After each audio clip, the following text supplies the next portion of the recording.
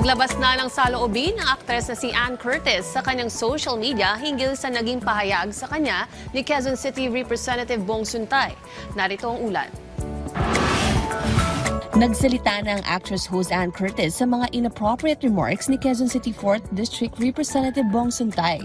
Anya, hindi niya tinatanggap ang non-apology ng mambabatas at kukuha rin siya ng legal advice tungkol dito. Isa sa mga sinabi ng aktres sa kanyang post na ibinahagi niya sa kanyang social media, "You hold a seat paid for by taxpayers. Women are taxpayers. We are not props in your commentary." Umani ng batikos ang mambabatas dahil sa paggamit niya sa pangalan ng aktres sa panahon ng impeachment proceedings ng House of Representatives laban kay Vice President Sara Duterte noong March 3. Sinabi naman ng mambabatas na gumagawa lamang siya ng analogy para ipagtanggol ang banta ni Duterte laban kay Pangulong Ferdinand Marcos Jr. Nitong Webes March 5, nagpalabas ng pahayag ang asawa ni Suntay na si Sheila Guevara para humingi ng paumanhin sa aktres.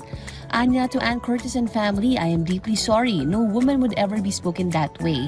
And I understand if words alone feel insufficient. Samantalang sinabi naman ni Ann na tinatanggap niya ang apology ng asawa ng mambabatas.